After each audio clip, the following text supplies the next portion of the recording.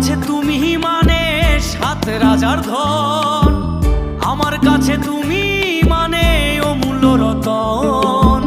তোমার কাছে হয়তো বন্ধু আমি কিছু না, তাই তো তোমার স্বপ্নে বন্ধু আমি আসি না। আমি মানে তুমি আর তুমি মানে আমি, আমার কাছে আমার যে বন্ধু তুমি দামি।